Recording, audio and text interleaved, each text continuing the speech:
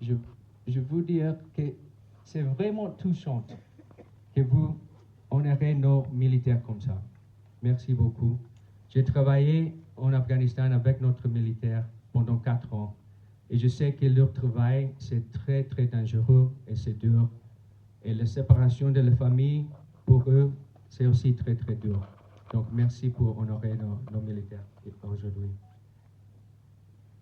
Aujourd'hui, nous nous rassemblons pour honorer la mémoire de 7 soldats américains de l'American Air Force qui perdirent tragiquement la vie il y a 80 ans lors d'un crash aérien ici à Du Havre. Ces hommes en mission pour livrer des équipements essentiels à la résistance française ont fait preuve d'un courage exceptionnel, témoignant d'un engagement indéfectible envers la liberté et la justice. Ils n'étaient pas de simples aviateurs, ils étaient des symboles d'espoir et de solidarité entre nos pays. Leur présence sur le sol français incarnait la détermination des Alliés à soutenir la résistance dans sa lutte contre l'oppression. Leur mission représentait l'union de nos forces, où chaque vol et chaque livraison renforçait les liens qui unissent nos deux nations.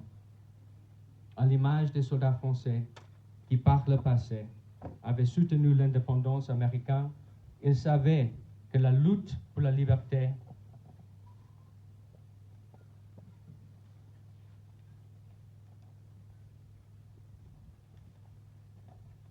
ne pouvait se mener seule.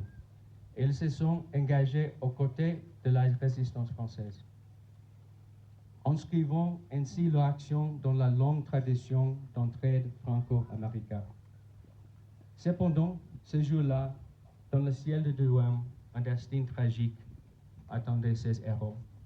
L'accident fut brutal.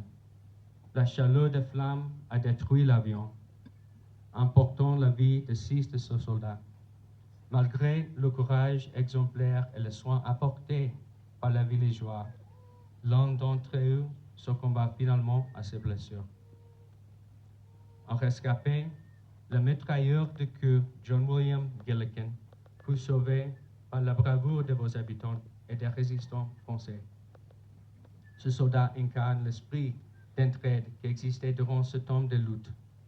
Ces hommes et ces femmes mettant leur propre vie en danger, on agit par solidarité, prouvant que l'humanité transcende les frontières. Le noble geste témoigne de la coopération indéfectible qui a uni la résistance française